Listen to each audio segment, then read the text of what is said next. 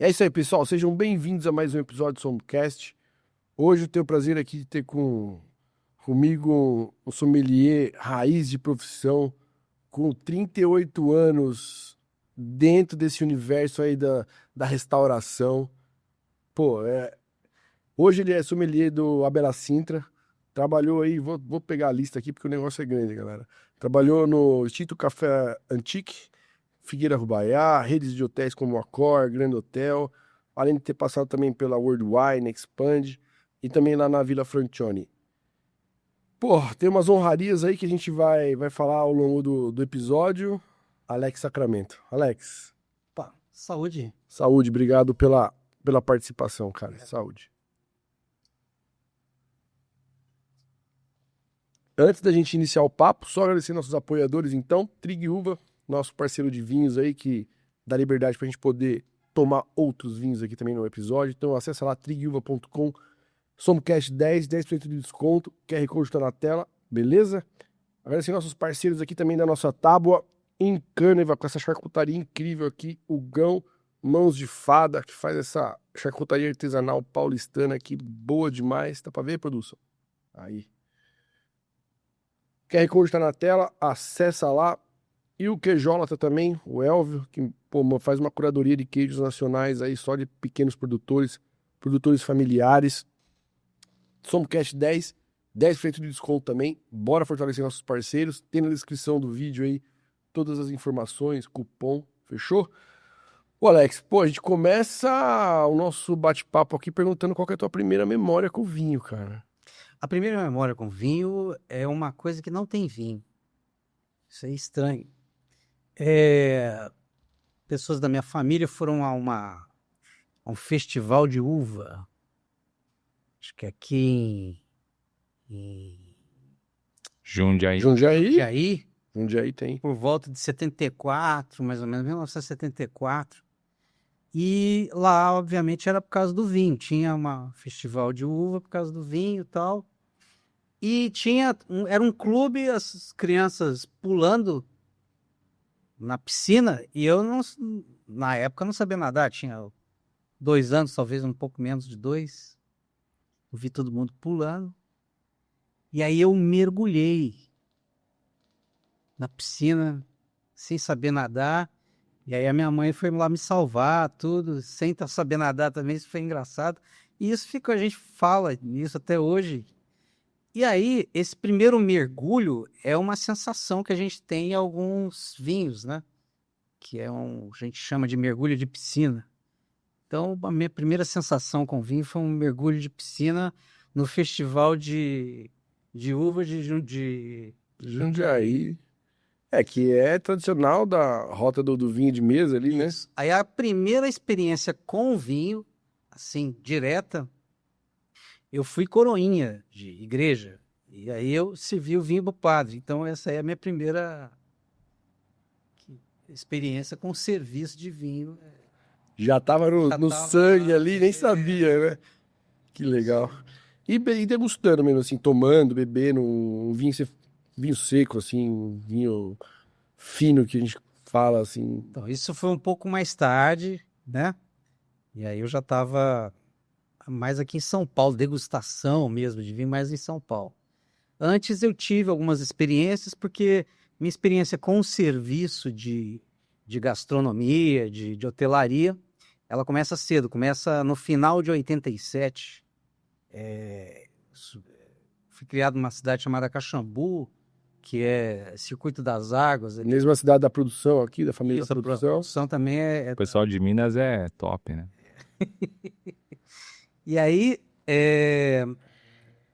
fizeram os garçons, os comis do local, fizeram uma greve, não queriam trabalhar. E aí eles começaram a recrutar jovens aprendizes para poder trabalhar, porque estava no auge da temporada, e como é que vai fazer para servir os veranistas, os turistas que iriam chegar. E aí eu entro nessa ocasião, meio de novembro, quase final de novembro para dezembro, e aí eu pego esse boom da alta temporada na época, E Caxambu, na época, era muito frequentado, principalmente por gente do Rio de Janeiro. Hoje mudou um pouco o perfil. E aí, após isso, eu termino a escola e vou para o Senac. E aí, lá no Senac, você tem todo... Na época existia um curso, não existe mais. Curso de assistente de maître. Porra. Que o Senac, ele tem uma história diferente. Depois ele se torna público-privado e ele muda um pouco o perfil. Mas o Senac sempre teve essa ligação muito forte com gastronomia, com serviço, né? Sempre teve uma... Sempre. O vinho veio depois. É. Primeiro veio o serviço. Porque eu costumo dizer, mas o vinho... Antes do vinho, você tem primeiro o bom dia, boa tarde, seja bem-vindo.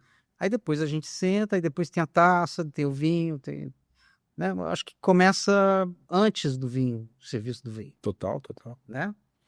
E aí depois disso eu tive a evolução de ter que vir para São Paulo, porque precisava evoluir o trabalho. E aí eu vim para os hotéis paulistas. E aí fiquei ainda trabalhando em hotel em São Paulo durante um tempo, até vir para os restaurantes, meados de 98, 97, eu já estou nos restaurantes paulistas. E aí já como ajudante de sommelier, estudando na ABS.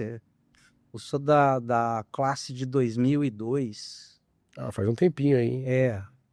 Gente da ABS. E aí depois que eu fui fazer Eu cheguei da BS 20 anos depois, então. outros cursos, né? E você sempre teve essa vocação aí pra esse meio, ou foi uma coisa meio que foi indo? Impulsionado, né? Nunca foi Foi impulsionado, mas eu gostei. Que bom. Desde jovem eu gostei. Né? E o que eu acho mais legal dessa profissão é a sofisticação dela, né? O novo. E o desafio também. Eu gosto muito do desafio. Muito bom. E aí, pô, vamos entrar então nesse universo do vinho, vai. Começou ali como assistente de sommelier. Isso foi em qual restaurante na época? Então, começa como restaurante o Café Antique, o extinto Café Antique. O Café Antique, ele é um restaurante que ele começa ali onde é o Zuco hoje, Tá, porra, adoro Zuco. a Doc Lobo. Mas ali chamava Café Antique, era de um pessoal do Rio de Janeiro, e que convidou um chefe que tinha vindo para fazer um festival de foie gras no extinto Le Cocardi. O nome desse chefe o pessoal conhece, é o Eric Jacan. Ah, só ele. E aí o Eric Jacan começou como chefe do Café Antique por volta de 2000. Em 2001 eu começo no Café Antique. Eu começo como assistente de sommelier, começo a cursar ABS, estudar, e por volta de 2002, 2003 eu já sou sommelier do Café Antique. 2004 o Café Antique tem uma queda por causa do Jacan que sai do restaurante. 2004 também eu saio do Café Antique e vou para Figueira. Porra. E aí na Figueira eu tenho a oportunidade de estar em contato com uma carta de vinho de 1.500 rótulos. Começa a viajar muito, vai para a Europa, conhece os países da América Latina. A oportunidade foi muito bacana, fazendo vários cursos diferentes, Spanish of Wine, enfim. E aí Aí decola, né, meu? Decola. Tem que fazer. Isso. E aí eu tento fazer um DVD em 2004 também. Pros mais jovens aí. DVD, que chamava Universo do Vinho, Vinho Sem Segredos. Que queria popularizar essa coisa do vinho de uma certa forma. Mas o projeto não foi tão legal, mas de qualquer forma saiu o material, foi vendido em banca de jornal, deu certo. Pô, que legal. Tem isso aí ainda hoje? Eu acho que não mais. Pô, tem que colocar no YouTube isso aí, cara. Isso é legal, ué. Ia ser bacana demais. Pois é. Pô, e Figueira Ubaiá é um ícone aqui. Então, aí depois disso, eu fui convidado para trabalhar na Vila Francione, para ser o que hoje eles chamam de embaixador de marca, né? Na época não existia esse nome, embaixador de marca. Eu era o sommelier da Vila Francione. E aí tive a oportunidade de viajar o Brasil inteiro, falando sobre o vinho brasileiro, sobre essa coisa do vinho da Serra Catarinense. E um ano depois eu entro na Expand. Aí fico um tempo na Expand, fico uns 5 anos na Expand, depois World Wine. E após a pandemia eu retorno pro restaurante Bela Sintra. Pra raiz ali, né? É. De onde você saiu, né? Isso. E nessas andanças aí, o que que te... Porque a gente tá falando de coisas bem distintas, né? A gente tá falando de salão, a gente tá falando de um embaixador aí, que tem um papel totalmente diferente, E um sommelier de importadora. importadora. É. Um sommelier de importadora, ele tem como objetivo ser também um impulsionador de venda, Um embaixador também, um né? embaixador também. Só que o sommelier na época existia um órgão dentro da Expand chamada, assim,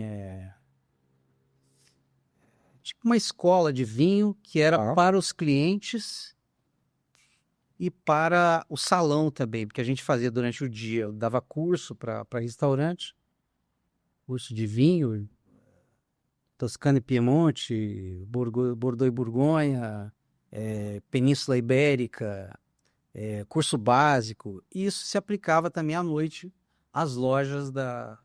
Que foi uma das grandes impulsionadoras Sim, da questão educacional, né? No isso começo. foi um empurro, porque depois as pessoas foram atrás de cursos mais importantes, né? A porta de entrada sempre é mais importante, eu acho, porque depois você vai embora, não tem fim, né? É infinito, né? E esse era o meu trabalho dentro da Espanha. A vinícola é um pouco diferente, porque você vai trabalhar uma marca. Levantar uma bandeira e Você bora. vai né? levantar uma bandeira, vai ser o embaixador de uma marca. Que ano que era isso aí? Tô falando de 88. 2008. Tá. 2008. Era uma outra realidade do vinho que tem hoje lá, né? 2008, é diferente. Inclusive hoje praticamente são 2 vinícolas, né? Terra e Vila Francione. Puta, isso é legal, né, cara? Você gostou muito desse papel, desculpa, como embaixador ou voltar pra tua... Eu gostei bastante da experiência, porém não para ficar nessa experiência. Porque você viver dentro de um avião todo dia, Nossa, que ou loucura. de carro, é muito cansativo. Eu gosto de trabalhar e voltar para casa todo dia. É bom, né? Por mais que você tenha um horário meio maluco de Exatamente. salão, Você né? volta pra casa. Mas você volta pra casa, Exatamente. tarde, mas volta, né? Tarde, mas volta. Boa. E deixa eu te perguntar, a gente sempre, quando vem pessoal que... A maioria do sommelier realmente passou por uma ABS da vida, mas a ABS ali, ela te mudou a forma de pensar o vinho? Porque eu acho que pra mim foi um 360, assim, né? Minha relação com a bebida, né? Então, a BS ela deu um norte, né? Eu acho que é super importante. Quem que eram os professores naquela época lá? Deve ser os mesmos de hoje ainda, Olha, tinha desde Amarante, tá? passando pelo próprio Mário Teles também, Arthur Azevedo.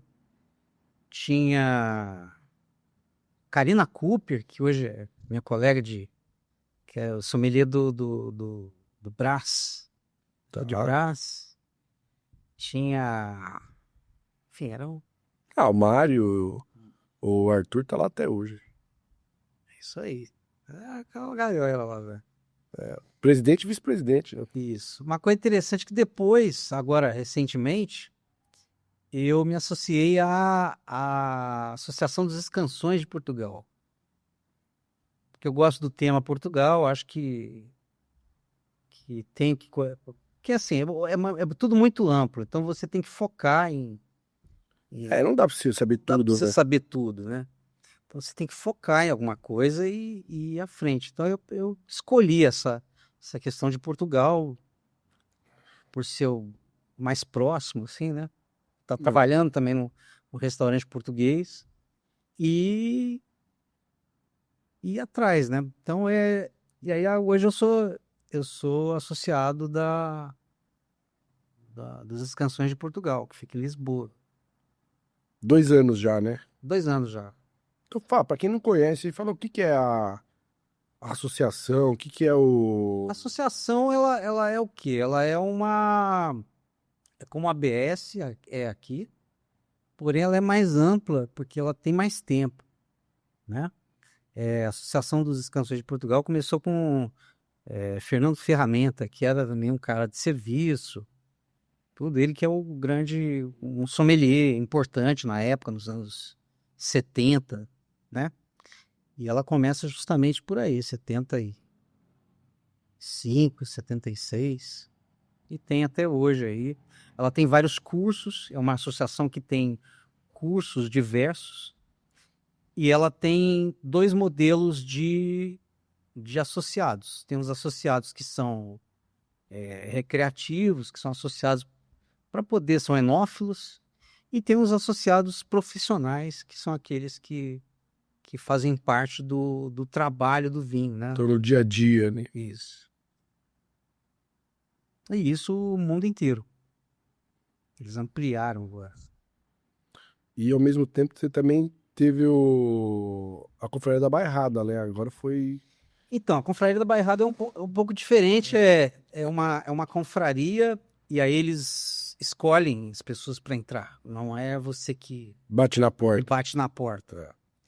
E você entra por 2 motivos. Um é por ser um notável, que é um notável de Coimbra, tal, aí ele é convidado. Ou então é pela sua atuação enquanto profissional, tanto enólogo como sommelier. E aí eu fui convidado em 2003 e agora faço parte aí da Confraria da Bairrada, que acredito ser a segunda mais antiga do mundo. A mais antiga acho que é de Santa Emilion, aí depois tem a Confraria da Bairrada, que é a mais antiga de Portugal. Que foi no Palácio de Bussaco lá também. É. É uma coisa, uma coisa histórica incrível, né, cara? É legal. Acho que o bacana também dessa questão de confraria é você conhecer as pessoas, né? Ah, sim. São os contatos, você tá próximo de pessoas, às vezes, que você é fã, né? De enólogos que você ouviu falar em livro, em rótulo de vinho, e aí o cara tá lá como seu colega de confraria. Isso é Não muito tem bacana. preço, né? Não tem preço. E você falou de vinhos, por exemplo. Então, você trouxe esse vinho pra gente aqui, que tem uma história linda, que você tava contando em off ali Opa! antes da gente começar. E vou pedir pra você trazer pra todo mundo aí um pouquinho da história por trás desse meandro aqui do Vale do Meião. Então, Meandro do Vale do Meião eu trouxe porque, na verdade, é uma homenagem ao senhor Fernando Alazabal, que faleceu recentemente com 92 anos. É uma figura histórica na história do vinho português, quiçá do mundo. É o homem que forjou realmente o vinho Quinta do Vale do Meião, e trineto da dona Maria Adelaide Ferreira, popularmente conhecida como Ferreirinha, que é a matriarca da Casa Ferreirinha, né? O senhor Fernando Alazabal, ele trabalhava na Sograp, que faz o Quinta do Vale do Meião, e que durante muito tempo as vinhas do Quinta do Vale do Meião, do Barca Velha, vinha do Quinta do Vale do Meião. E atualmente não, já desde dos anos 90, quando fundado o Quinta do Vale do Meião como vinho e tudo, o Barca Velha passa a fazer vinho na Quinta da Leda, que é uma outra vinícola da Sograp. E o senhor Lazabal começa a história do Quinta do Vale do Meião, que a diferença de Quinta do Vale do Meião para Barca Velha eu acho, né? Quinto Vale do Mel é um vinho você pode se tomar mais jovem. Ele é prazeroso, tão jovem quanto mais envelhecido, mais evoluído, né? O Barca Velha já é um vinho que precisa de uma evolução maior, e também é um vinho mais caro, né? E no caso do Meandro, que é um vinho de entrada, esse que eu trouxe, é um vinho economicamente mais acessível. Então, num aniversário, numa festividade, ou até mesmo num podcast, você pode trazer Total, para degustar ele. Pra brindar, né? Opa. Não, é um vinho, pô, incrível, no nariz, assim. Um vinho gordinho, vinho de mastigar, né? Vinho com estrutura. Isso. Tem frescor, né? Frescor, E é uma região que, pô, pra mim é uma das regiões aí que ainda tem um custo-benefício surreal, cara. Douro ainda... E é uma das regiões mais bonitas de vinho do mundo, né? Assim, eu não... Muito bonito lá. Eu não conheço todas, claro, mas é uma região que você respira um ar diferente ali, cara. Tem um peso aquele ar aqui. Você vê, cara, é muito surreal, assim. É muito bonito. É muito bonito, cara. É muito bonito, cara. É uma região que vale ser. E é uma região custo-benefício, né? A gente tá falando de Portugal, falando de Europa, um dos lugares mais acessíveis que a gente tem, assim, né? De custo, né? Sim, com certeza. Vale muito uma tripezinha pra lá.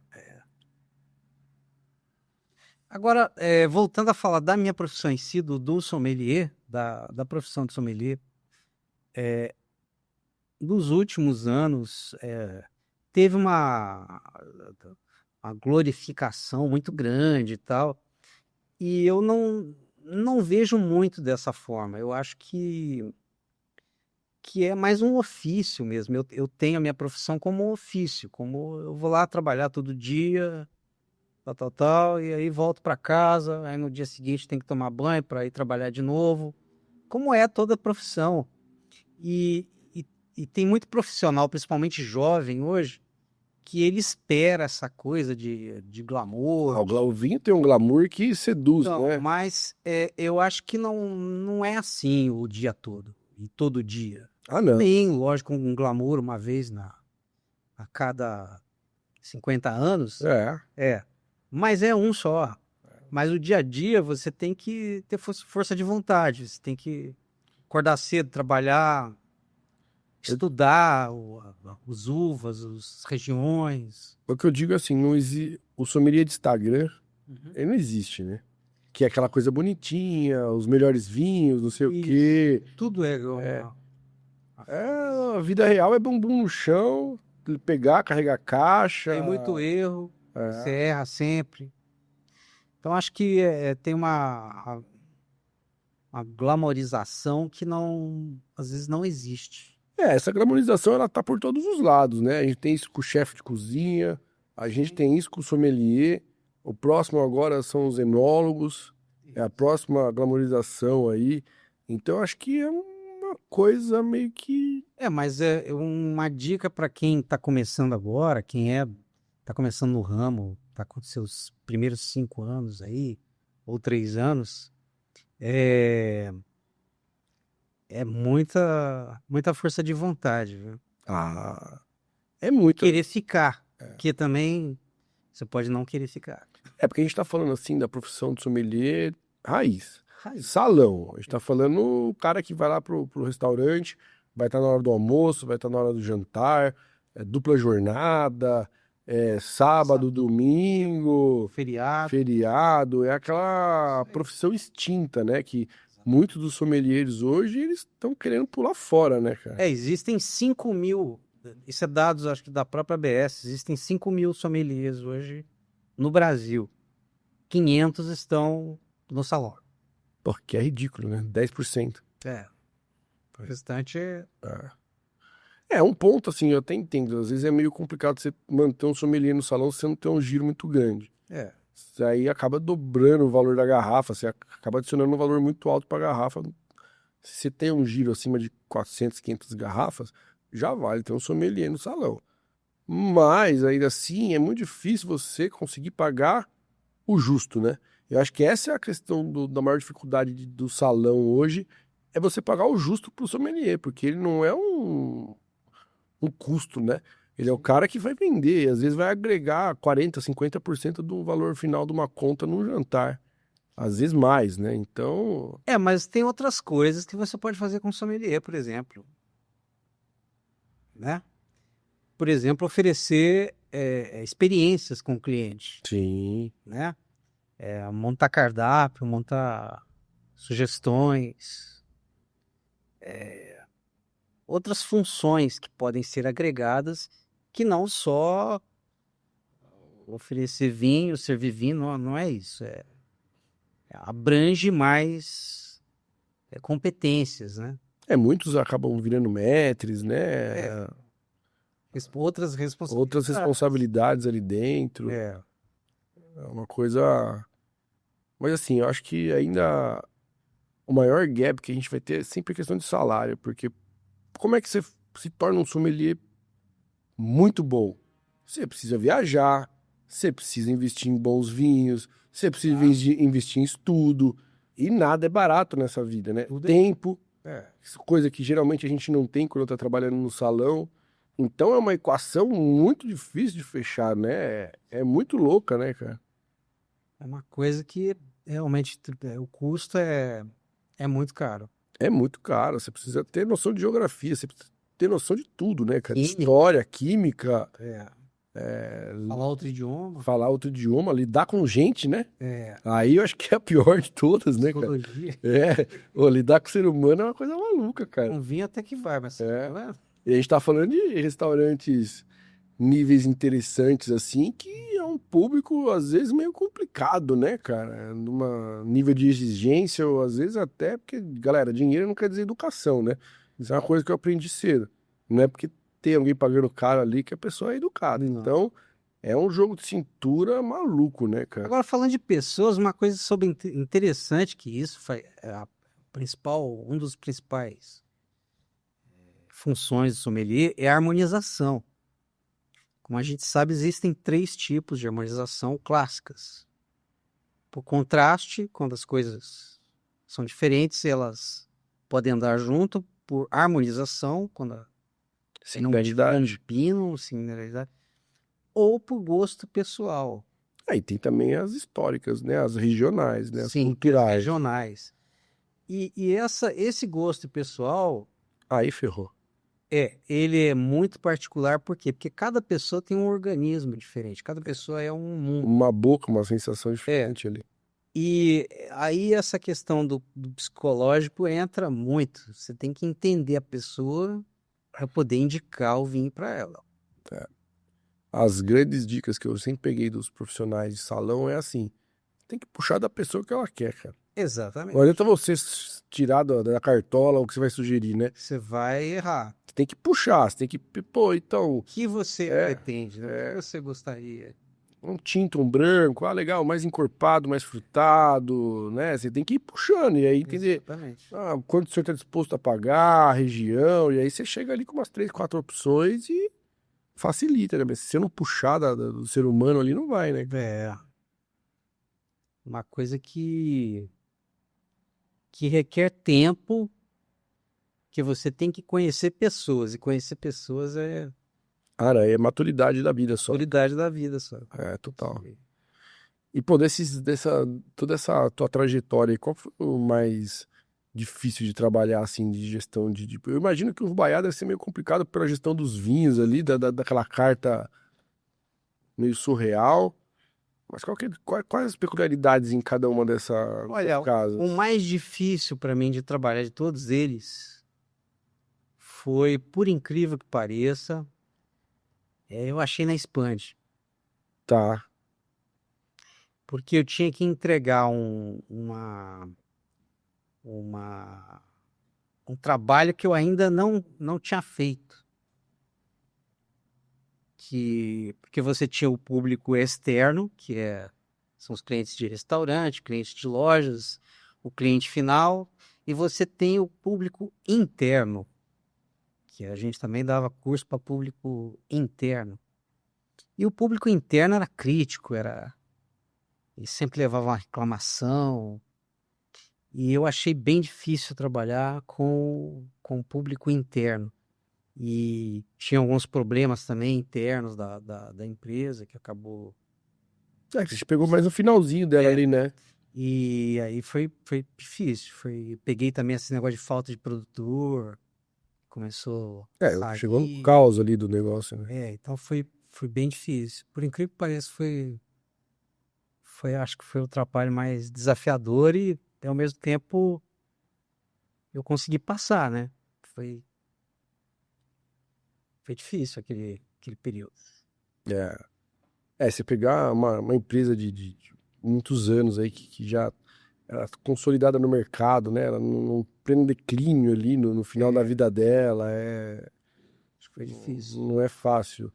Aí você fala do público interno, todo mundo meio já, né, devia estar com os ânimos mais complicados ali, entendendo o rumo que a empresa estava indo, né? Exatamente. Então foi um período difícil. Você vê colegas sendo desligados da empresa, muitos, assim, no mesmo dia. Né?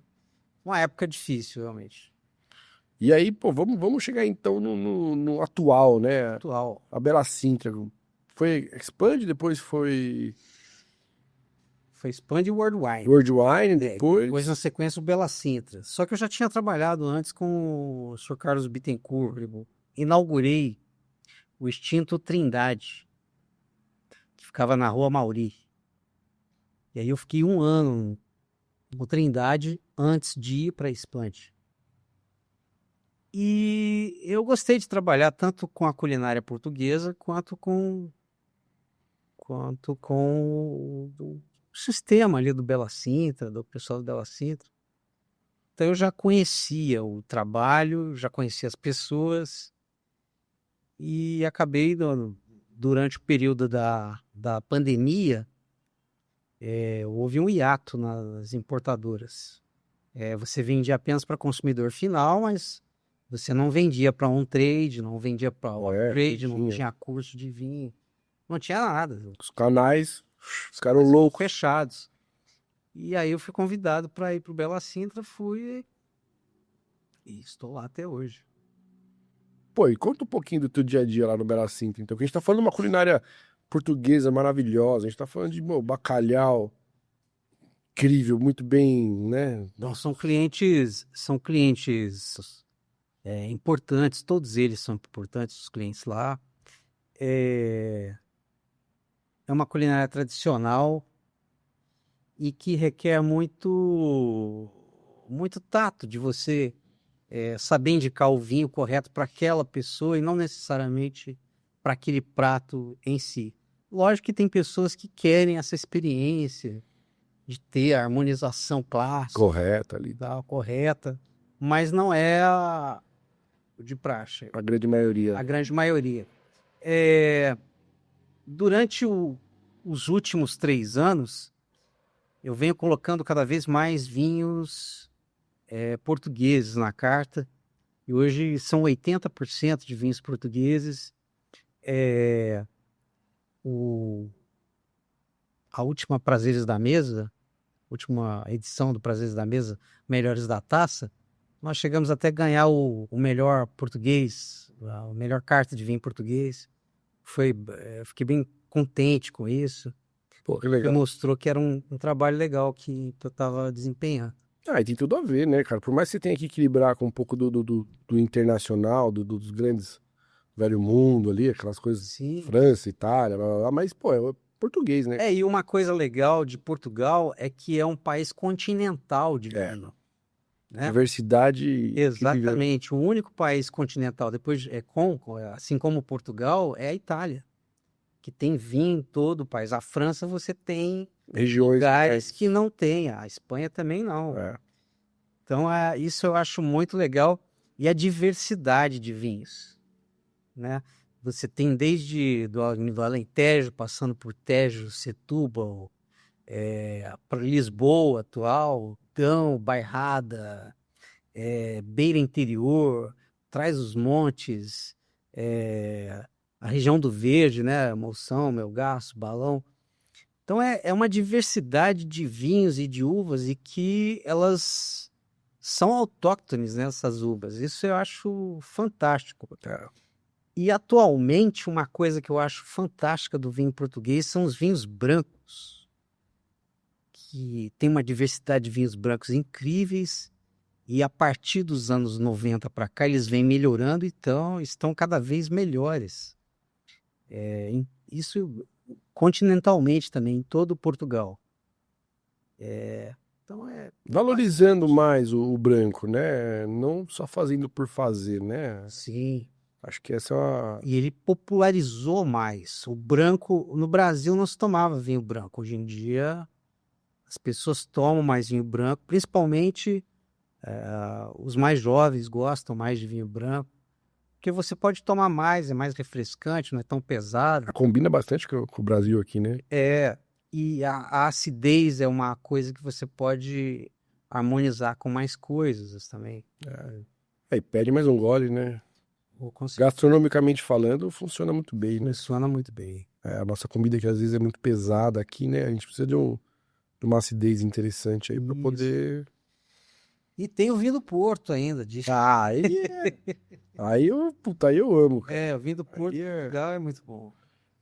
A gente tá falando aqui de um vinho do Douro também, Vinho do Douro. que é uma coisa recente. A gente tá falando de 30 anos, né, cara? Sim, Tá... o vinho fino, o vinho tranquilo de Portugal, acho que o primeiro vinho elaborado, pode-se dizer assim, de Portugal foi o Barca Velha. mas era uma coisa individual ali, né? Pontual. Isso. Hoje já é uma...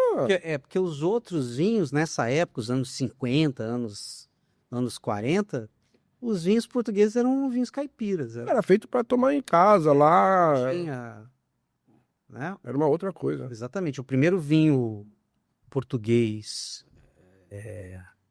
elaborado, assim, foi o Barca Velha. Por isso que ele tem essa notoriedade aí. Conquistou o espaço dele lá com méritos e surfa uma onda até hoje aí, né? Mas tem bastante concorrência hoje. Tem. Hoje tem uma diversidade enorme de vinhos tops, assim. É uma das regiões, assim, mais lindas com relação a vinho e que ainda tem Acho que as grandes marcas ainda assim olham um pouco pra lá, né? Eu vi uma entrevista do Menin agora, que tá comprando mão de terra lá, né? E ele falou, cara, é o metro quadrado assim mais baixo que tem com relação à qualidade que você tem hoje no mundo do vinho. Você vai pra Borgonha, você vai pra Bordeaux, você vai pra qualquer outra região, é surreal o valor. Você vai pro Douro, a qualidade e o futuro do vinho do Douro é impressionante. E o custo que você tem hoje lá E não só Douro, né? Você pega a região do Dão, por exemplo, faz vinhos hoje espetaculares. Portugal se reinventou, né, cara? Se reinventou. Talvez seja o país que melhor soube usar a União Europeia, né? Usar o staff da União Europeia. E o Brasil, cara, a gente aproveita, porque os caras têm incentivo para exportar pro Brasil, os caras têm incentivo tudo quanto é lado. E a gente tem ótimos vinhos de qualidade num custo-benefício legal pra caramba, né, cara? E a língua ajuda, né? Não, facilita pra caramba. Facilita. E você vai pra Portugal lá, parece que você tá no Brasil, né? Tem brasileiro a cada esquina, né, cara? É verdade. Você vai em qualquer restaurante, qualquer lugar lá, se não tiver um brasileiro pra te atender lá, é incrível. A gente tá fazendo o processo reverso de colonização. Estamos voltando, dominando tudo lá. É o imenso Portugal, né? E, pô, voltando então pra Bela Sintra aqui, como que você faz a gestão de cartas? Vocês acabaram de ganhar, então, uma premiação ali no Prazeres da Mesa e tal. Como que faz essa gestão de dia a dia, né? Porque a gente sabe que tem gap, às vezes, de faltar produto e tal. Como que você organiza isso lá? Então, no Brasil é muito difícil você trabalhar com uma adega que se sustente. Rotaciona muito, né? Você tem que trabalhar com custo. Essa questão de custo, ela atrapalha bastante a questão de gestão de qualidade da adega, né? Tem duas regiões que são disparado as regiões que mais vendem, que é Alentejo e Douro. Fora isso, eu vou agregando vinhos que poderiam substituir vinhos de outros países. Por exemplo, qual vinho de qual região que eu poderia substituir por um vinho do Côte du Rhône, por exemplo, ou então da Toscana. E assim você vai fazendo a carta com paladares, com aromas diferentes, com culturas diferentes do mesmo país, Dentro de Portugal. dentro de Portugal. Porque, eu volto a dizer, é um país que proporciona isso. Tem países que já não conseguem. E aí, não, mas a pessoa quer, não, eu quero tomar um Malbec. Tudo bem, aí eu tenho lá. Vai ótimo com bacalhau, vai bem pra caramba. Mas tudo bem, exato. Você respeitar o cliente. Mas no próprio Portugal lá, o pessoal toma vinho tinto com bacalhau, né, cara? Toma. E vai falar pro português que tá fazendo isso há 500 anos tá errado. Eu quero um Borgonha, um Pinot Noir. Pô, bora. Bora.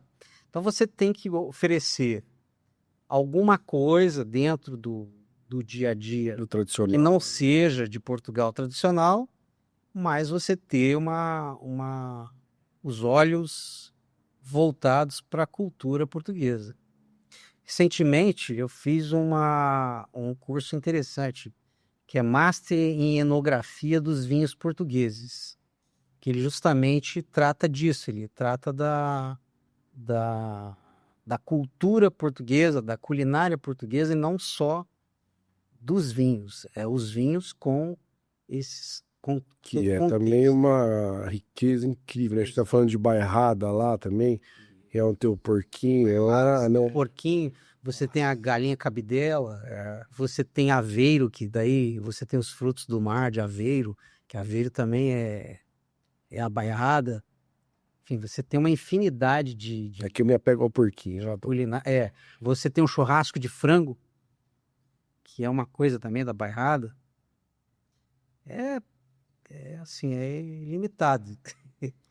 O, sonho. o Bela Sintra lá, eles têm uma região específica do cardápio lá? Como que funciona? É uma coisa Então, mais... a Bela Sintra ele é abrangente, ele é mais focado em frutos do mar, bacalhau. Você tem arroz de pato, você tem perna de cordeiro, né? Você vai ter alheiras. Mas o bacalhau e os frutos do mar é a base ali do... Bacalhau, frutos do mar é a base da Eu comi um bacalhau lá com queijo. queijo lusitana. Porra, aquilo era um surreal de bom, cara. Tem a sorda, a famosa sorda, É. que é um prato típico lá do Alentejo. O proprietário é alentejano, então tem esse olhar também para a culinária alentejana. Esporadicamente tem cozido português, que é famoso, e os doces, né? Os doces são incríveis. Isso é incrível. Eles servem, te mostram todo o cardápio de doce ali que você tem pra escolher. É bem legal, visual, assim, né? E aí, essa coisa do vinho de sobremesa, falam muito em vinho do Porto, mas você tem muita coisa. Você tem Carcavelos, que fica ali próximo de Cascais, você tem Abafado do Tejo, o próprio vinho Madeira, Aí pra mim me pega, hein? né? Aí Então, pra mim é o melhor. a infinidade de vinhos de sobremesa também é muito rico. Madeira não é mais baratinho, mas pra mim Mas você tem esse Carcavelos, é maravilhoso. eu nunca provei isso aí, não. O Carcavelos é muito bom. Porque a acidez do madeira é muito legal, né, cara? Mas é riquíssimo. Tem lá vinho de Porto em taça? Tem vinho de Porto em taça, tem Carcavelos em taça, tem Abafado em taça, Pô, que legal. tem vinho Madeira em taça, todos em taça. Que bom, cara. E qual a harmonização que você indica ali? Algum vinho que tem na carta ali, com algum prato que você gosta, assim, que te pega mais, assim? Porque não vai falar que não tem prato ruim lá, né? Então, Tem uma perna de cordeiro bem macia, cozida durante várias horas. Ela vem com um arroz puxado no próprio molho do cordeiro e com feijão branco.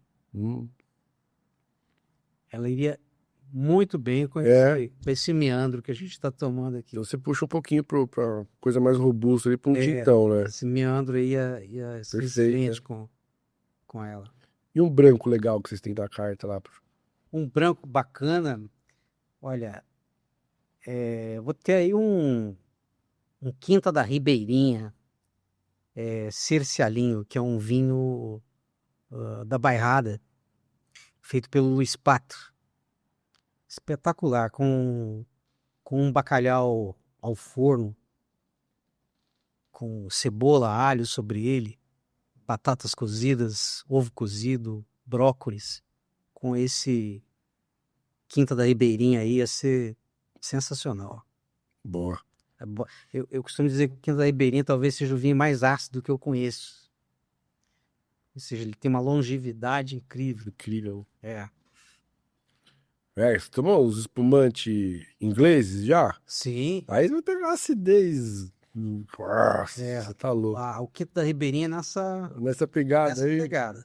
Nossa, o negócio dá um Exatamente. E isso, nó. e por que eu falei bacalhau? Porque tem essa untuosidade do bacalhau, né? Então Sim, sim. vai muito bem. Tem uma. Bacalhau é uma. É um produto, né? Não é só um peixe. Enfim. Puta, bacalhau é um negócio que eu adoro, cara. Pena que a gente acaba comendo só em épocas sazonais, né? Porque ele tem um valor alto e não é todo mundo que sabe fazer, né? Difícil. É difícil. Parece fácil, mas não é. Mas não é. Não, e o da Bela Sintra lá é sensacional, galera. Você tira as pétalas assim, não é bacalhau que desfia, né? É pétalas, um negócio que parece uma sinfonia ali, cara. Porra, é bom demais. E uma coisa também que existe, a harmonização de bacalhau com vinho, a maioria das vezes é branco. Por que eles falavam que bacalhau e vinho tinto não funcionava tão bem? Porque na época, a gente está falando de 50 anos atrás, 40 anos atrás, não tinham tantos vinhos brancos bons em Portugal. Hoje em dia você tem vinhos brancos excepcionais e que funcionam muito bem com bacalhau. A última vez que eu tinha comido um bacalhau tão bom quanto o de vocês foi lá, Portugal. Fazia tempo que eu não comia um bacalhau bem feito, assim. Tradicionalzão mesmo, português, né? Uma outra uva também que encanta muito com o bacalhau é o encruzado. Cara, essa uva é muito legal, né? A gente tem lá um Quinta do Covão Reserva Encruzado 2021, extraordinário. Uma presença de Estrutura, né? estrutura. Com o bacalhau é a harmonização mesmo. Pô, vão lá na Bela Sintra, vão lá comer um bacalhau, que vale muito a pena, cara. Opa! É sensacional.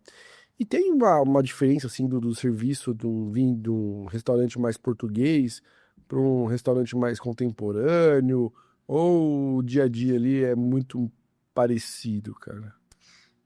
Tem uma diferença bem grande. O restaurante mais tradicional, você tem clientes que estão habituados àquele regime, às vezes do próprio cliente, você respeita isso e faz aquilo. Pessoas que vão sempre lá, né, cara? Exatamente, clientes assíduos. E o restaurante contemporâneo, não, ele já tem um estilo de serviço, de tipo de servir, que não tem a ver com essa prática, né, de você se preocupar tanto com o que o cliente vai querer, como ele vai querer. Então tem toda essa questão do cliente tradicional. Aquele cliente que chega e você fala assim, pô, tô a tua garrafa aqui. Tem a taça, que essa aqui é uma 001, né? Tem a taça 001, que o cliente só gosta daquela taça 001. Não que ela seja A indicar. a indicada, mas é a que ele gosta. E o vinho também, né? Você já sabe qual que ele vai pedir. Exatamente. Isso facilita muito o dia a dia ali. E cria um relacionamento diferente também com o público ali, né, cara? É uma coisa mais Familiar. familiar, né? Familiar. Pô, é bem legal, né, cara? Isso aí. E, pô, vamos falar um pouquinho mais então dessas honrarias aí, porque eu acho que é válido a gente voltar ali, a gente falou meio por cima, mas como que chegou o convite para você para, Então, o convite veio por meio do Sr. Luiz Pato, né? tá? Que é que é um dos fundadores, na verdade, da Confraria da A Bairrada. filha dele tava aí esses dias, né? Sim, a A Filipa. Felipa. É o durante os anos 70, principalmente o início dos anos 70 até 78, 78, não se podia fazer o que a gente está fazendo aqui em Portugal, porque a gente estava conspirando contra o governo, que era a ditadura, né? Então não podia ter confraria. E a confraria da Bairrada ela é inaugurada justamente em 79, um ano depois de 78, justamente por isso, porque não podia ter confraria. Mas ela existia antes, acho que com os abades, com os padres, né? E aí, a partir de 79, um dos fundadores, que é o Luiz Pato, começou a Confraria da Bairrada. Essa confraria ela é importante para divulgar os vinhos da Bairrada, a culinária e a cultura da Bairrada, além de propagar a questão do vinho da Bairrada, né? Do DOC da Bairrada. Você vai ser aquele representante ali, aquele Isso, um embaixador da embaixador eterno ali É. da região, né? Bairrada. É vitalício, né? Que honra, né, cara? Eu achei bem legal. É uma honra, né? Tem mais algum brasileiro lá? Tem alguns, o Brasil sempre foi prestigiado, Ah, né? Desde o Dias Lopes, passando pelo finado Saul Galvão, muitos foram honrados com o título de confrade da Bairrada. grandes nomes aí que fizeram o vinho acontecer O no... próprio Mário Teles e o Arthur Azevedo também fazem parte. Ah, mas o Arthur não Da faz Bairrada. parte do quê também, né? O bicho Parte de tudo, né? Ô, pelo amor de Deus, do vinho do Porto, não sei o que. Pô, o cara é... É uma enciclopédia. Eu adoro o professor Arthur. O professor Arthur Adorava ver as aulas dele, ele ficava... A aula do professor Arthur não é uma aula normal, né? Ele começa a viajar nas histórias, nas experiências, nas viagens. E é uma riqueza, assim, que eu pirava, assim. Eu adoro. quase um avatar, né? Não, cara, tinha que fazer igual aqueles filmes, né? Pegar o cérebro do cidadão e colocar em algum lugar ali pro cara continuar vivo. Porque a litragem que esses caras têm aí, falando do Mário Teles, de Borgonha, das coisas que esses caras já bebeu, pelo amor de Deus, né, cara? Que hoje em dia é mais difícil você beber essas coisas, né? Mas quando eles começaram, o dólar era 1 para 1, os vinhos não eram tão caros Muitos quanto vinhos hoje. não eram reconhecidos como são hoje, então É. eram mais... Então eles beberam bem aí, tem uma litragem de dar inveja aí. Cara, eu nunca vou chegar aos pés, cara. Uma das coisas importantes e legais de você ser sommelier de restaurante, assim, como Bela Sintra, é você ter a oportunidade de estar degustando todo dia vinhos de alta gama, de qualidade, Borgonhas, outras regiões também que não são de Portugal. Esse dia a dia é muito legal. Você tem uma oportunidade que, por exemplo, um sommelier até mesmo de importadora não tem, porque ele só prova os vinhos da Aquela importadora. importadora. Por mais que o sommelier de importadora tenha boas oportunidades, ainda elas são limitadas, né? Agora o cara do restaurante ali, ele realmente tem uma... Oportunidade. Às vezes o cliente leva olha, trouxe esse vinho aqui, você abre um Latache 65, você fala, nossa, é um negócio... Pega com carinho. Nossa. Tem umas pérolas que o pessoal leva lá? Deve ter, né? Leva. As pessoas levam pérolas lá. Quais foram as últimas que chegaram lá? Esse foi um... O Latache. Colares também, levaram alguns colares, que é um vinho difícil de achar, tem em Portugal. Eu não conheço. Hoje mesmo eu abri um interessante, que é uma homenagem a Antônio Carquejeiro, 2001. Esse vinho é um vinho da Quinta do Mondoiro, é um vinho de Lisboa, feito com 100% de Syrah, e ele tem apenas 2 edições. Um é 99, que eu cheguei a abrir 3 no mês passado, e o outro é 2001, que eu abri hoje. E estava fantástico. Ele se assemelha assim a um Côte Rôti, pô, top, assim. Muito bom. Infelizmente, esse vinho não tem outras edições, só 99 e 2001. 99, 2000. Então não vai ter mais, né? Porque. Acredito que não. Quem sabe, de repente, eles fazem outro, não sei. É a Quinta do Mondoiro. Uma vinícola boutique que tem, Eu não conheço, não conheço. que tem em Lisboa e na região, né, de Lisboa. E eles priorizam a Syrah. A uva de trabalho deles é a Syrah. Que loucura, né? A gente tá falando de uvas autóctones aí vem a pá francesona ali, Pois é. do Rhône, se... Que loucura. Que legal, né, cara? Pô. E você comentou também do privilégio de ter conseguido viajar bastante aí, né, durante toda essa trajetória, principalmente lá no começo. Quais foram as viagens, assim, que mais te marcaram? Como sommelier, assim, que te fez, sabe? Ó, uma viagem que me marcou e não foi uma viagem tão importante assim, isso. Importante, estou falando a nível de, Tá. né? Um- Eu achei muito interessante a viagem para Petrolina. Fui a Petrolina conhecer lá os vinhos de Petrolina, as parreiras. Eu cheguei lá, eram parreiras enormes, assim, pareciam árvores. E a prática, na época era o João que trabalhava lá, que hoje se não me falha a memória, ele trabalha com Ribeiro Santo. os caras colhiam com umas escadas. Os caras colhem a uva com escada. Isso, é isso aí. Eu já vi isso aí. Eu lembro de ter Isso. visto isso em aula. E eles fazem poda todo mês, Caralho. porque para dar 3 safras. Porque senão dava safra todo mês. Todo mês dava safra. Pô, que loucura. Porque a planta, ela não sabe que é inverno ou primavera, porque lá é sempre quente. E o que a gente tem aqui em cima, né? E aí isso me impressionou bastante. É um outro planeta do vinho, assim, Total, total. né?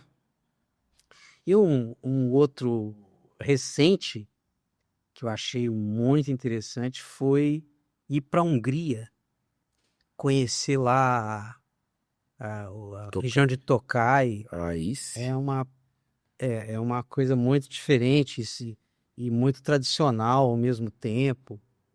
Eu cheguei a estar durante o período de colheita mesmo, Colocar as uvas nos as uvas. botões. Isso, olha, incrível, é uma experiência única. E essa questão também é difícil, você entender realmente o que é o plutônio, o que é É o balde, né? O recipiente, né? mas não é bem assim, Na teoria, né? na teoria. É. Mas foi uma experiência incrível. São coisas seculares, né? São coisas de tradição, assim. Então, uma coisa e uma viagem também que marcou foi a região do Douro, né? Ali Que ali é impactante, né? Aquele rio enorme, as videiras ao lado. É impressionante. na época que só podia ter sido feito há muitos anos atrás, né? Hoje em dia seria impossível de construir aquilo, né, cara? Isso. Uma outra também que foi a Vega Sicília, né? Você conhecer lá, é tudo muito organizado, parece um hospital, não tem nem uma pena assim na vinícola, é tudo muito limpo. E eles fazem a própria barrica dentro da vinícola. Incrível. A experiência também de conhecer a vinícola do Luiz Pato. que é uma outra perspectiva, uma vinícola menor, familiar, onde ele faz as experiências que ele faz, que ele inventa. O Spato é uma lenda viva. Alquimista, né, cara? Muitas coisas que existem hoje, ele que inventou. Não existia. Era tido como doido há 30 anos atrás, né? Pra você ver como 30 anos as coisas mudam tanto, né? Muito. E 30 anos é pouco, né? É nada, né, cara? Pro vinho, nada. É nada, né? E tá deixando um legado incrível, né? Porque a família continua, né? Os filhos e tal. Os Então, filhos continuam, tem a filha, a Filipa, Filipa. que tem um outro projeto, é um projeto dela. Recentemente eu estive com ela, que ela esteve aqui no Brasil. Tive a oportunidade de degustar os vinhos, né? O Nossa branco, Nossa tinto, o próprio 3B, que é o espumante de entrada, espetacular, muito bem feito. era pra gente ter entrevistado ela aqui, mas não calhou data. Pois é, e são vinhos naturais, né?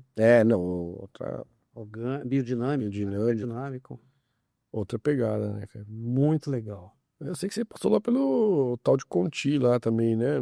Ao Romanée Deu Conti. umas passadinhas por lá, não deu não? Sim, cheguei a conhecer a famosa vinícola. E Que também é um outro universo, é né? um outro universo. A França é muito diferente, né? Mas uma coisa que eu acho interessante sobre a Portugal é que, não que, mas parece que você está no Brasil, né? É uma É uma... identidade, É, né? É muito legal. tem uma proximidade. A proximidade de... A língua facilita muito, Também, acho mas- que... Mas a cultura é muito parecida, né? Você vai pra Lisboa ali, você parece que você tá no Rio de Janeiro. Você vai, devido às proporções, claro, né? Mas você se identifica com as coisas que você vê, a arquitetura, o jeito das pessoas. Tem aquela de que português é... Cara, é um puta lugar legal demais, cara. Também acho. Puta lugar legal, cara. Cheio de brasileiro, tá custo-benefício interessante ainda pra ir pra Europa. Pô, eu adoro. Você falou de França, essa questão também dos castelos, né, de Bordeaux, é muito impactante você ver aquela produção profissional, né, de vinhos. É uma coisa Aí que é outro planeta, né? do planeta, né, cara? É uma coisa muito de Impressionante. imposição, né? De estrutura, Imponente. tamanho, De beleza também, essa coisa, aqueles castelos lindos, né? E ainda assim, a gente tá falando Bordeaux, Borgonha, a gente tá falando 3 uvinhas ali, né? Agora, Portugal tem isso, né? As regiões, elas têm uma pluralidade muito grande, né? Exatamente, que é o que eu tinha falado anteriormente, né? São poucos os vinhos monocastas portugueses, né? Eles, geralmente, as regiões acreditam em misturas de uvas.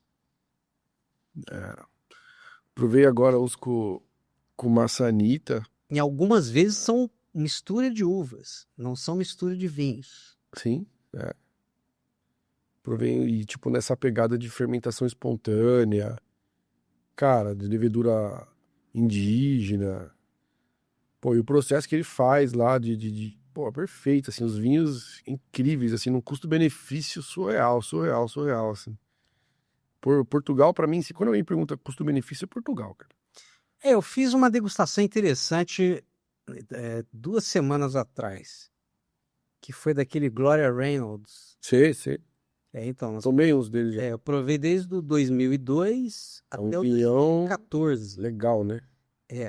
2002, 2004, 2005, 2007. Esses vinhos foram feitos pelo Paulo Loriano. Durante esse período, eles fizeram um vinho chamado Catedral. Que esse Catedral tem a edição 2004 e 2005. E aí, em 2009, entra outro enólogo e vai até o ano de 2014. Esses foram os vinhos que eu provei. Deu pra ver a A mudança da mão do A cara ali. dança e a uva, porque a partir de 2009 parece que é só Alicante Boucher. Antes não, você tinha a mão do Paulo Oriano lá com a... E uma coisa que eu achei importante de todos eles, até mesmo 2014, que a gente está falando de 11 anos, né? São vinhos que envelhecem bem. São vinhos de longevidade, né? E que, ao mesmo tempo, também você pode tomá-lo jovem. É o grande vinho. O grande vinho é aquele que vai viver eternamente com qualidade e que se você quiser abrir ele um pouco mais cedo, vai bem pra caramba também, né, cara? Então foi uma vertical, assim, que me chamou a atenção. Vertical é sempre legal, né? Uma coisa didática demais, né? É. É uma coisa muito... Mas às vezes alguns vinhos não estão tão legais, não, né? Você pega safras que não foram tão Uma boas, amostra, né? Tem aquela amostra que... acontece. mas essa foi uma... Me chamou super atenção. Pô, eu já tomei umas 2 ou 3 vezes o Reynolds já. É um vinho bem legal, assim. Estilo que eu gosto, né? Um vinho mais... E aí você falou também de ter mudado, ficado só para Alicante Boucher, né? A gente vê uma mudança hoje em Portugal, indo mais para essas uvas autóctones, né?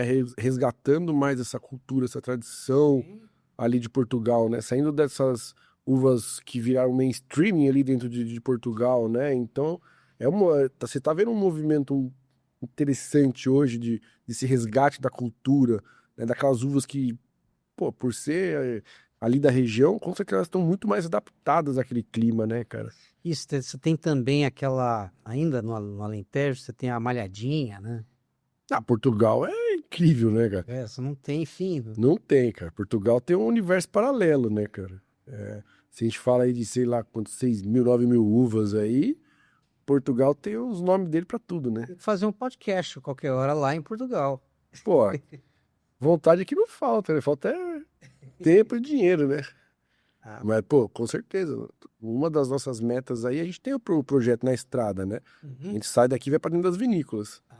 Então é um bate-papo descontraído, um programa de TV leve, que a gente vai andando, trocando uma ideia, batendo um papo, falando das curiosidades da vinícola e tal, e fica 1 hora de programa, e depois a gente monta o podcast, abre vinho e vai e joga a conversa fora. E aí fica um programa de 3 horas. Tem esse modelo nosso aí que é bem legal, cara, que funciona bem. Um mundo vindo, assim. Né? Ô, Alex, e o que te motiva ainda hoje, né? A gente tá falando de quase 40 anos aí na restauração, mais de 20 anos como sommelier. O que te faz levantar da cama e falar, pô, vamos lá, vamos ver que vinho que vai entrar nessa carta, como que a gente vai ajustar isso aqui, atendimento ao cliente no dia a dia, que é uma coisa exaustiva, né? Então, são duas coisas. Primeiro, Pagar os boletos. pagar os boletos, sustentar a família. E depois é gostar mesmo do que faz, né? Se você não gosta, cara, principalmente nesse ramo, você não fica. Essa é a palavra-chave, cara. Eu sempre falo isso pra quem fala, pô, essa profissão tá meio que sumindo de salão. Eu falo, cara, tem que gostar. Você não De gosta. 10, um gosta. E o cara vai ficar lá. Porque não é só por grana, não é só... Tem que gostar muito do que tá fazendo, do ofício, né? De sommelier de salão ali, né, cara? Porque para outras pessoas é chato você ficar olhando o catálogo de importadora, vendo o preço, discutindo qual que vai ser o desconto, porque você não pode repassar o vinho para qualquer preço para o seu cliente. Você acertar o vinho que vai colocar na carta, né? Ter estoque. Não é fácil. Não, e ter vinho em categorias corretas, né? Categorias corretas. Pelo preço justo. Exatamente. Então, Essa é a maior por isso tem dificuldade, né? Hoje em dia tá mais difícil ainda, né? Porque o preço do vinho tá uma loucura, né, cara? poderia ser menor, né? Poderia ser precificado como alimento, por exemplo. Isso não vai acontecer.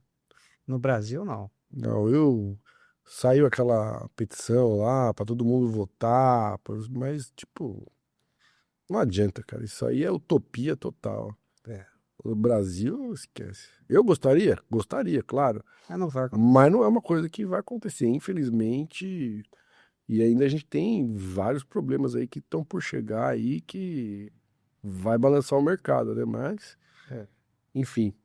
E, pô, e aí você fez, desde o começo lá, você já fez um paralelo, assim, do sommelier mais tradicional, geração mais antiga, com o sommelier nova geração ali que tá se formando. Então, o que que você vê muito de mudança nessas novas gerações que estão chegando pro mercado? E esse imediatismo, essa, que não é uma exclusividade do sommelier, né? A primeira coisa é a internet, né? Não existia internet quando eu me tornei sommelier. Tinha que ler livros, tinha que ler Brancos e Tintos do Saul Galvão, Tintos e Brancos do Saul Galvão, e teria que pegar as apostilas. Na ABS era apostilas, que você tinha apostila. É, tá bom, hoje em dia nem tem isso. Tem na internet, você É. fica na internet. A BS tem minha apostila, a BS... É. Essa E aí- é a única crítica deles. O material deles é muito ruim, assim, dele. Mas tinha apostila antigamente, não era online, não. É, PPTzinho, slide ali, né? Isso.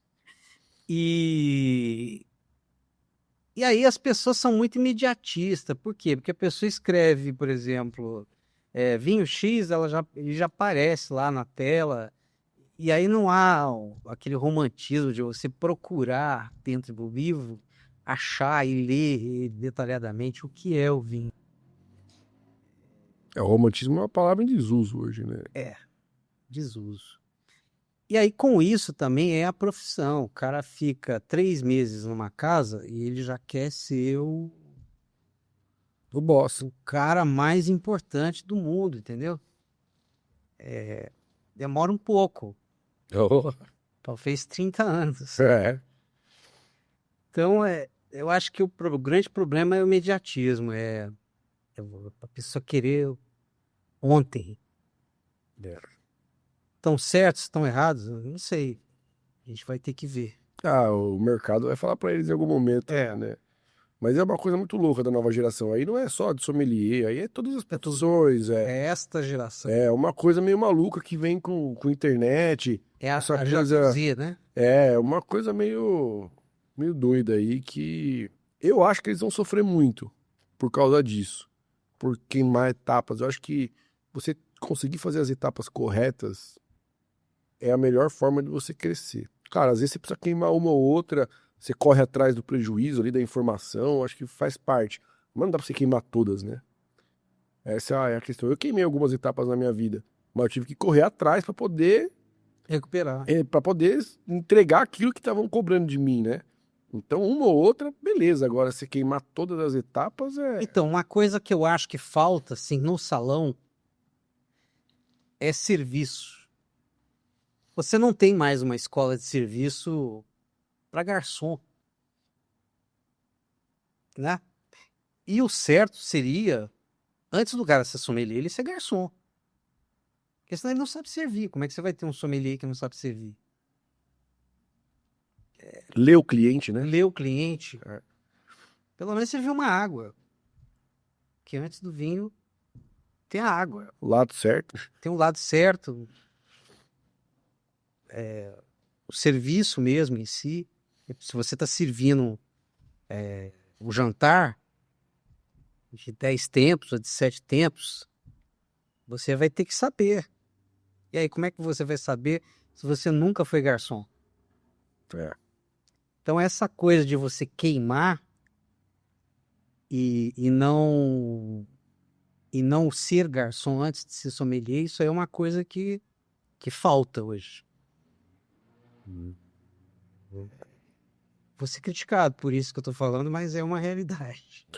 Eu acho que assim, é que a profissão, o nome sommelier é uma coisa tão complexa hoje, né? Eu entendo que existem várias nuances, várias possibilidades, né? Dentro dessa questão Mas eu acho que o salão, assim, ele é uma ponte muito importante para você ser um sommelier completo, né? O jogo de cintura, o dia a dia ali de salão, eu acho que ele é uma parte fundamental. E o cliente também ensina, né? Ah, opa, aí que ensina, O né? cliente te ensina todo dia. Aí que é a grande escola, né? Por isso que eu falo que o salão ele faz parte do desenvolvimento de um sommelier. Eu nunca vou trabalhar no salão, mas eu também não fico falando por aí que eu sou sommelier. Eu sou formado, beleza, trabalho com comunicação, Sim. mas eu não fico me intitulando sommelier.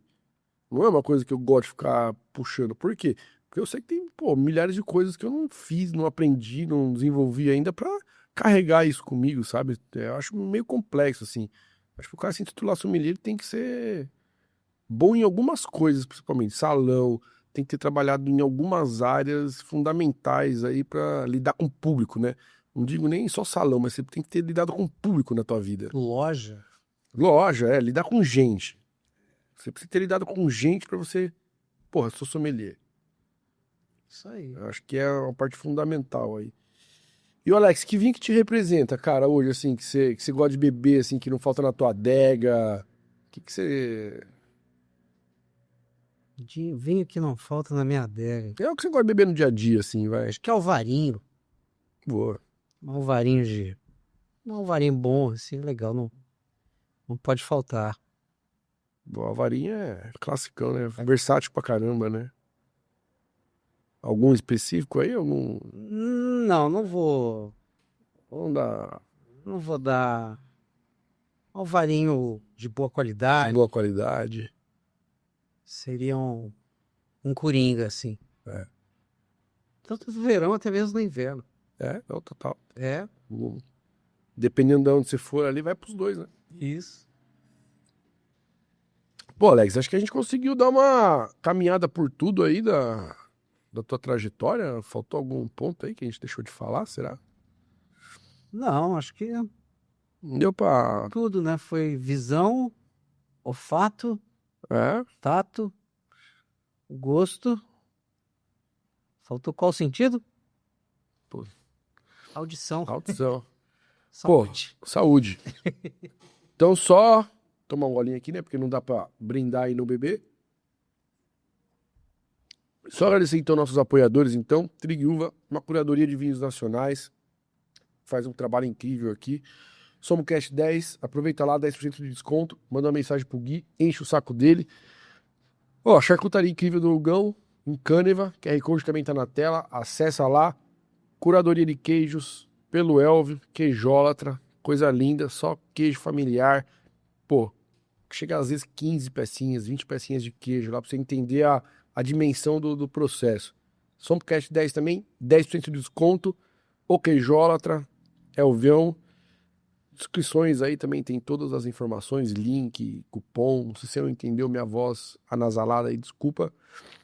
E Alex, cara, obrigado, cara. Obrigado pela participação aqui no SomoCast, por trazer um pouquinho aí da tua história, da tua vivência, esse lado do sommelier raiz. Eu faço questão de trazer essa vertente do nosso universo do vinho aí, porque eu acho que é importante trazer a realidade pro pessoal, né? Tipo, o que é realmente ser um sommelier de ofício, né?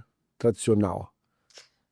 Obrigado vocês também e parabéns pelo espaço, pelo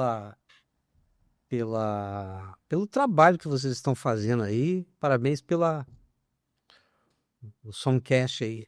Parabéns mesmo. É quase o DVD que você estava fazendo lá antigamente, só que uma versão mais moderna aí, né? Lógico. Pô, e depois se achar esse DVD, manda pra gente aí. Vamos colocar no... É o sonho. Pô, saúde, cara. Saúde. Saúde.